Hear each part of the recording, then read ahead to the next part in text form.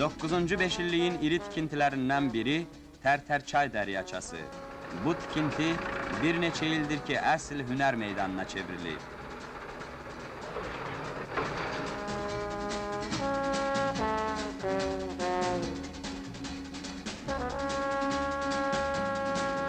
Ölkəmizin hər yerindən bu tikintiyə onlarca gənc gəlir. Həyata əmək vəsiqəsini burada alırlar.